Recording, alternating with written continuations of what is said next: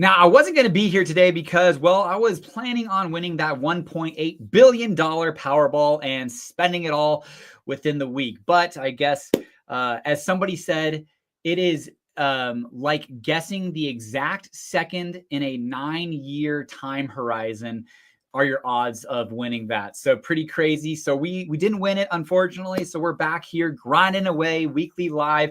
Every Monday at noon, we're talking to you guys about things that have happened in Fort Collins, things that are happening in Fort Collins. City Council meeting review, it was a lively City Council meeting this last week, and definitely an interesting,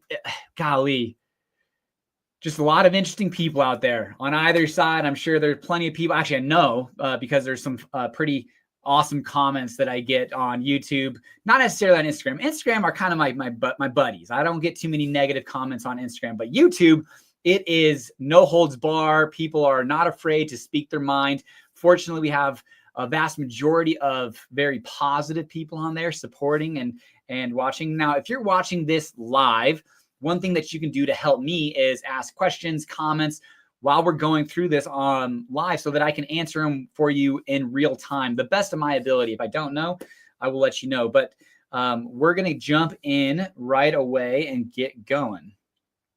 So, whoopsies. All right, come on. There we go. All right. One thing that's interesting, and I watched the city sales tax on a monthly basis. City of Fort Collins does a great job of producing a lot of information for people to absorb. And part of that is our sales and use tax report every 10th of the month. So here in a couple of days, we'll get the information from August. Now we are actually up versus year to date versus last year. Now, but our budget, we're below budget, and our budgeted was we're going to have a 3% increase of sales tax revenue versus last year, and we're only at 1.2%. So there are going to have to be some cuts and some expenditures that aren't going to take place.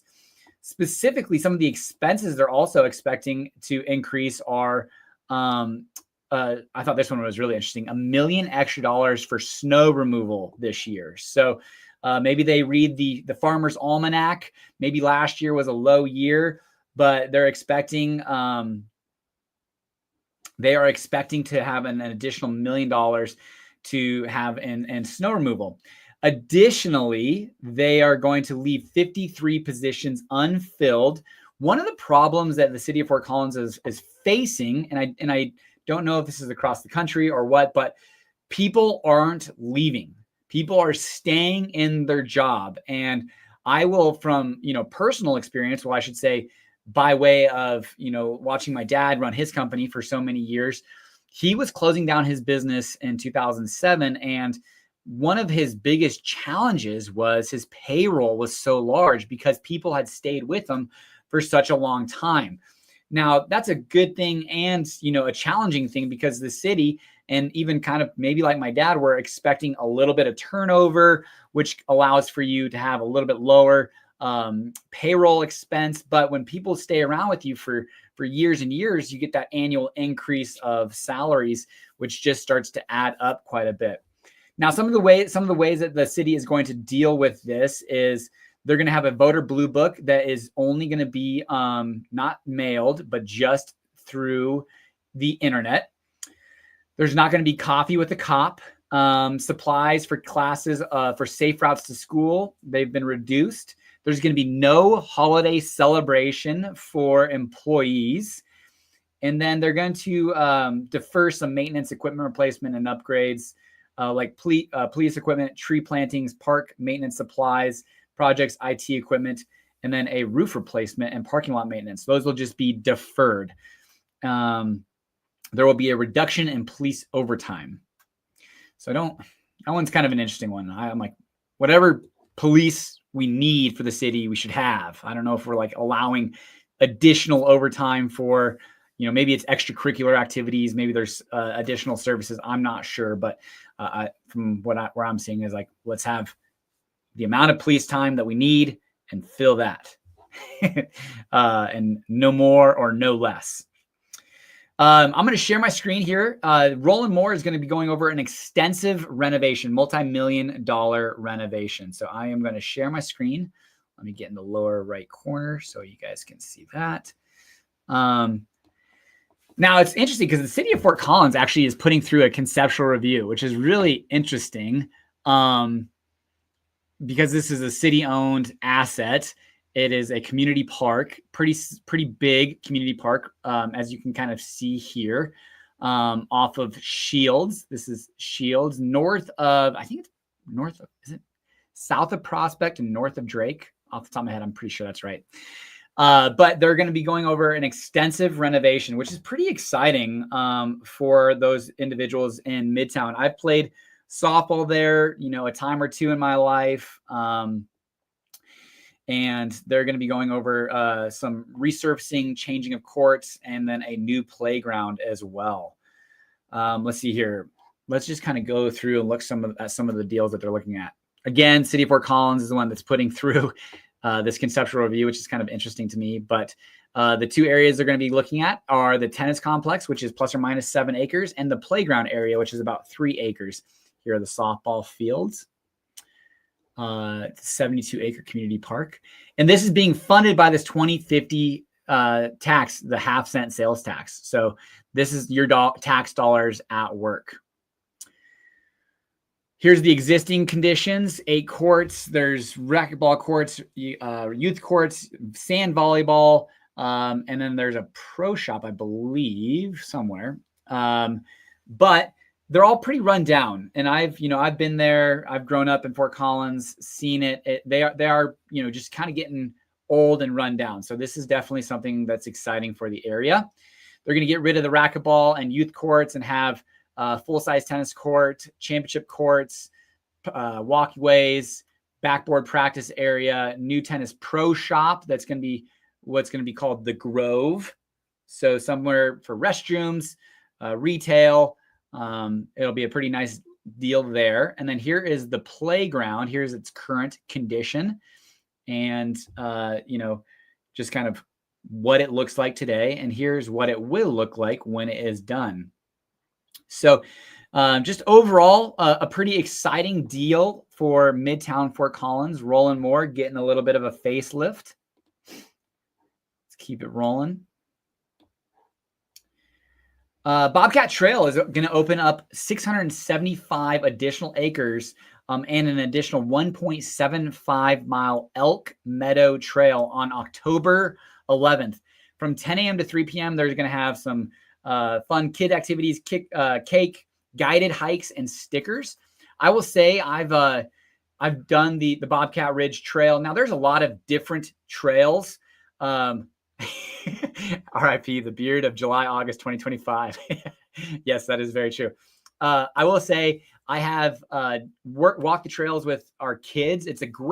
There's multiple different trails at Bobcat Ridge, and one's a really simple, I think it's a mile down, mile back to a little cabin, very flat. But there are additional, more challenging trails. There will be 20 total miles worth of trails at Bobcat Ridge. So it's just west of what is it, Masonville? Not Masonville. Yeah, Masonville. Just west of Masonville. So from my house, about a 30-minute drive. West Fort Collins, probably about a 15 to 20-minute drive. Super close, very accessible, easy trail to go explore. I actually there's some ignorance at play here, because I just renewed my license, and for years, 2 or 3 years, I've been doing the Keeping Colorado Wild Pass, KCW Pass, but I've never gotten anything in the mail. I've never gotten a specialized sticker. Maybe I just show my license plate. I don't know how this works, but it's definitely not rocket science, because over 1.5 million Coloradoans, when you're considering there's 6 million total, it's about under 33%. So a third of the Coloradoans can figure this out. I don't go all the time to, national parks or anything along those lines, state parks, county parks. So maybe it doesn't get used all that often, but regardless, it's very popular. Instead of, I think, close to $100. It's only $29 when you do it when you renew your license plate in Colorado. So for $29, you can get the Keeping Colorado Wild Pass. It gives you access up to 42 state parks, including Boyd Lake, Lowry, and State Forest in Larimer County. Some of the ways that they use these funds are state park upkeep, $32.5 million goes to state park upkeep, search and rescue, $2.5 million, and then avalanche forecasting, $1 million there. So pretty special deal. I know a lot of people who have used it. Like I said, I'm not sure. If you know how to do it, know how to use it, leave a comment below, give me the insights, because we've got 3 vehicles. So we'll definitely keep it on the other 2 vehicles. I just need to know how to dang use it so that I can maximize the $29. So last week, there was a ribbon cutting at Black Hollow Sun Solar Project. I just thought it was really interesting on some of the stats of how much energy production this will generate. This is going to generate, the first phase is going to generate 150 megawatts. And the second phase is going to generate 107 megawatts. And this is on 1,400 acres out in Severance. That's enough power to power 73,000 homes. Now, one thing to keep in mind is the PRPA, Platte River Power Authority, services 4 communities: Longmont, Estes Park, Loveland, and Fort Collins. So that 73,000 homes is separated or divided up into those 4 communities. Now, that's 20% of PRPA's energy load. One thing I thought was interesting, I don't have anything to compare this against, but it's going to be saving nearly 450,000 metric tons of carbon monoxide annually. So I think it's pretty cool. I was driving by, we were driving out to New Raymer to meet my sister who lives in Haxton to drop off the kids. So they had a night there. So we were driving east on Highway 14 this weekend, and off of Highway 14 between New Raymer and Alt, there is a pretty large solar energy field there as well. And I'm positive that's not Black Hollow, but I'm just curious if anyone knows what that is. If they're watching, they can, comment and let me know. But those things are up and running. Additionally, on second reading, it passed that we are going to provide land for CSU to build a battery plant that's going to be able to house 5 to 20 megawatt hours of power there. So that was passed on second reading. So, and that's also going to assist PRPAs. So there's this huge push. It just is interesting that both of these are kind of coming across the plate at the same time. But from where I'm standing, I know there's a lot of things that are working behind the scenes, but these are 2 big, swings by the city of Fort Collins to help attain their goal of carbon neutrality by 2030. All right, city council.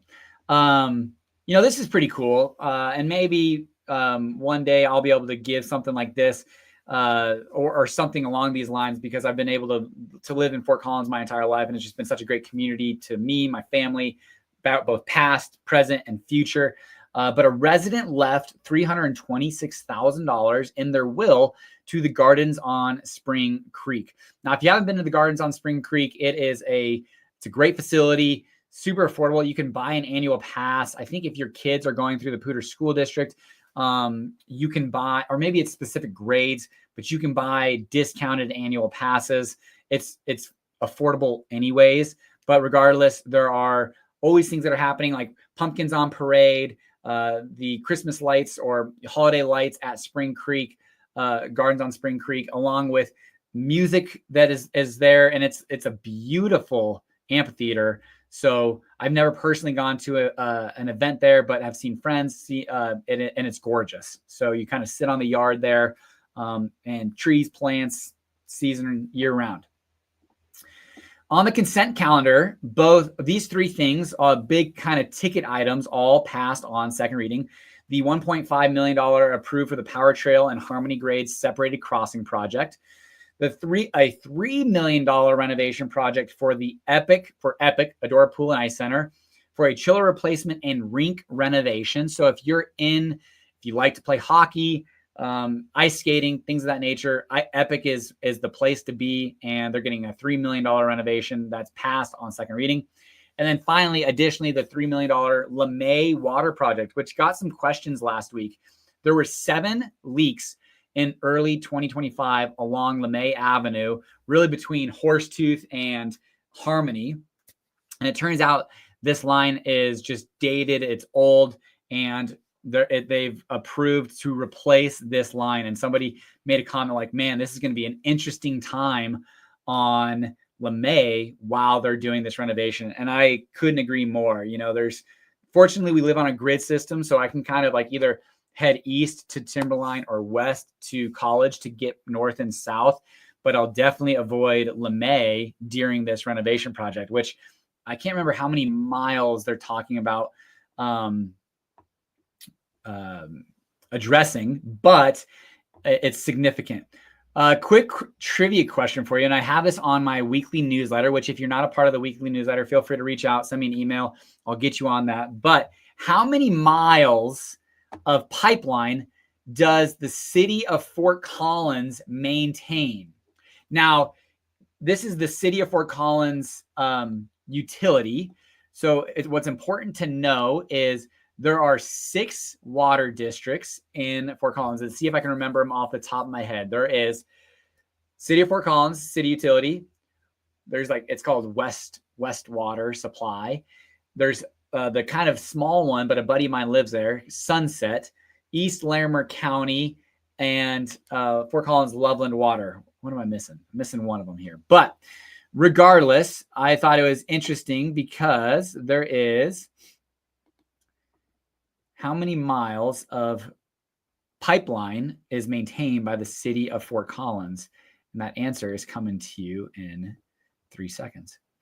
Approximately 540 miles of pipeline is maintained by the city of Fort Collins utility.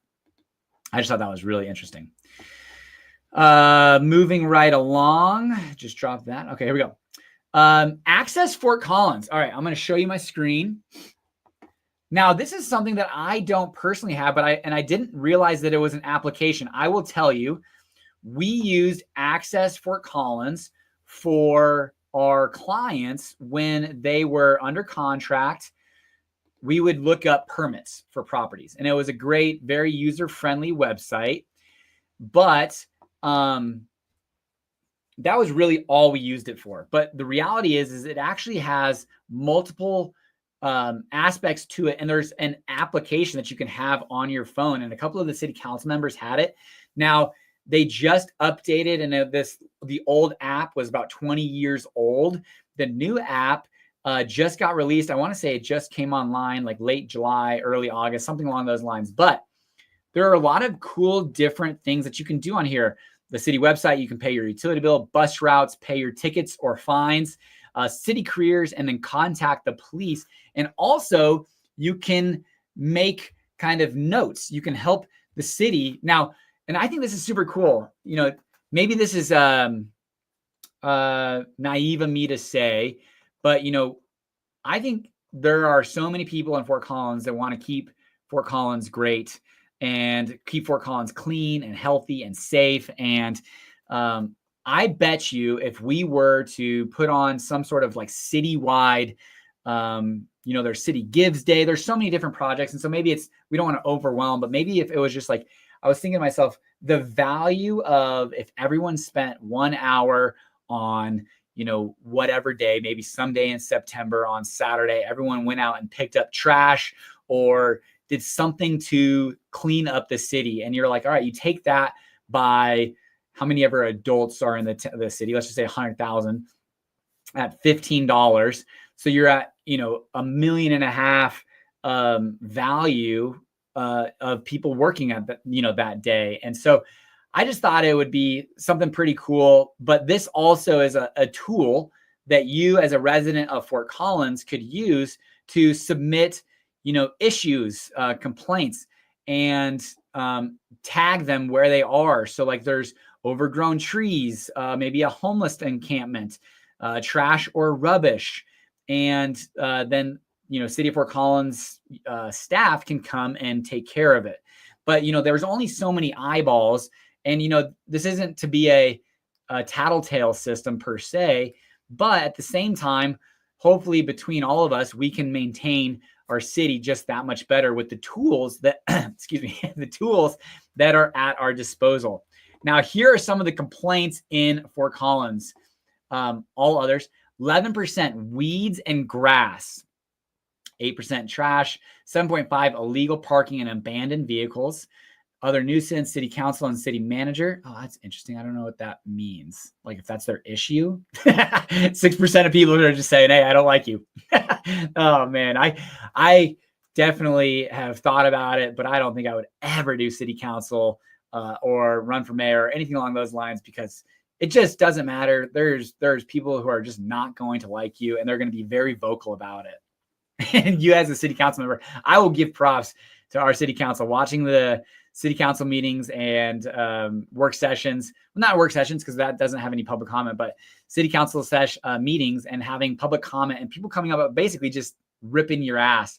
And you just have to say, thank you very much. On to the next. So these are all of the requests by type, but this is an application that if you live in Fort Collins, you can download it onto your phone and, quickly be able to submit an issue, complaint, or again, pay your bills or anything along those lines. All right. And then we got through our consent calendar and on to our discussion items. There was 2 ordinances.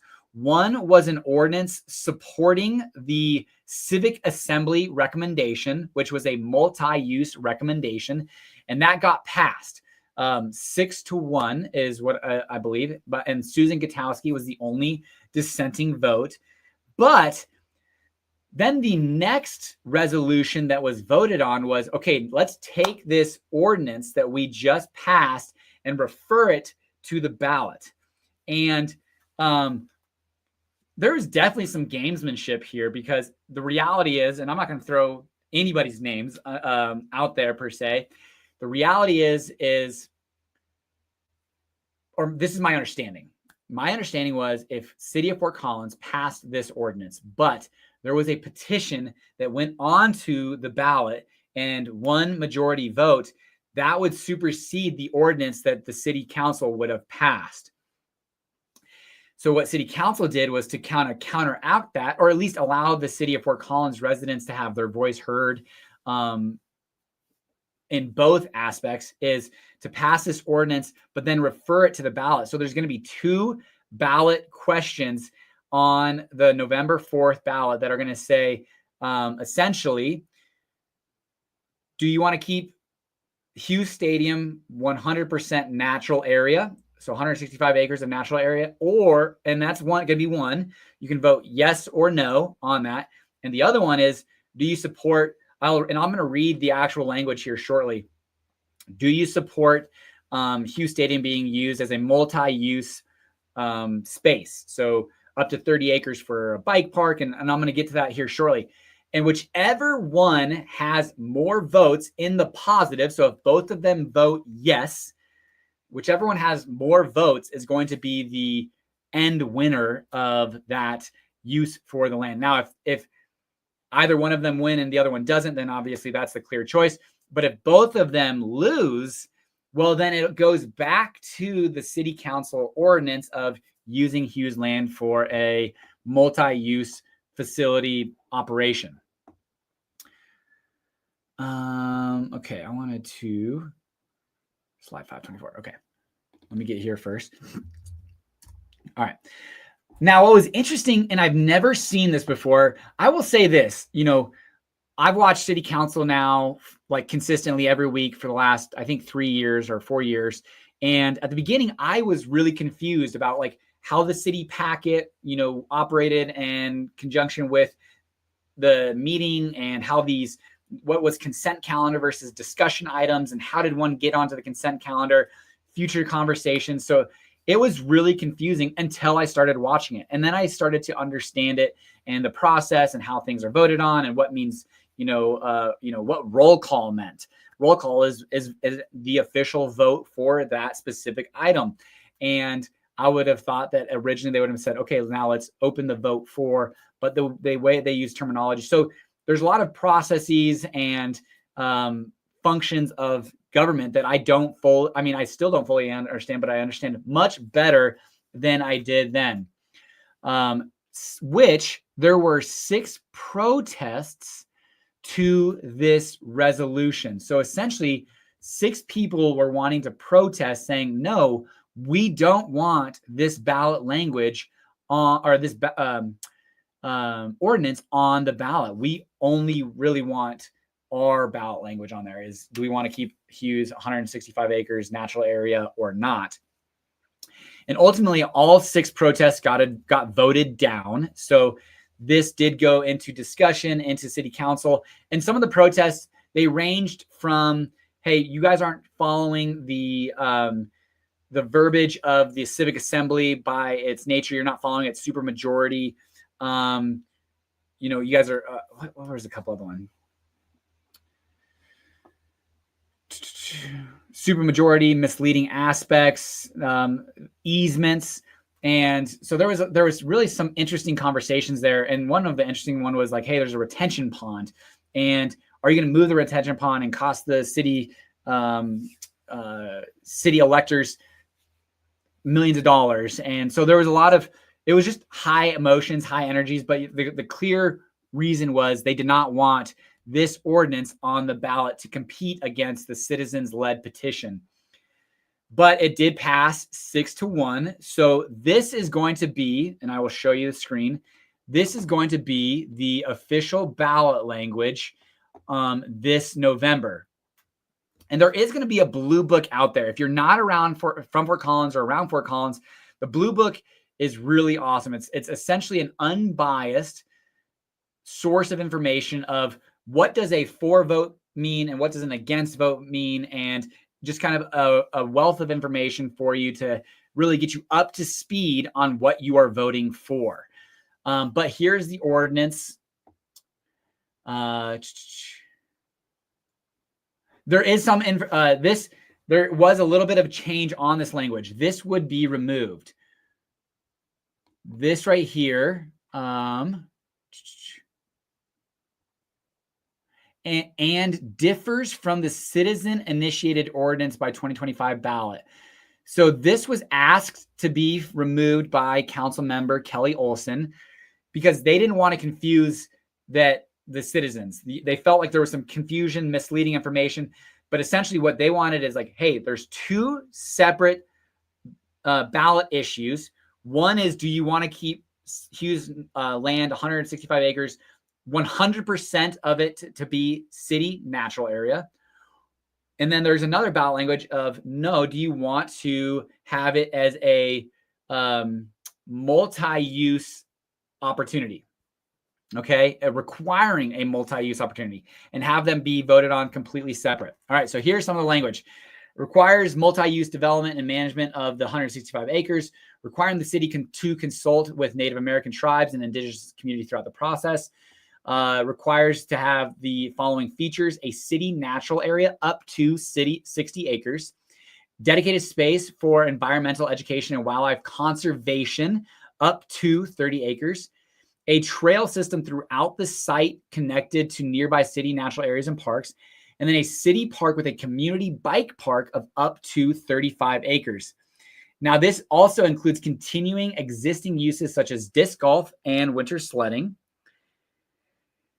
And then the final question is, shall the council adopted ordinance for multi-use of the Hughes site be approved?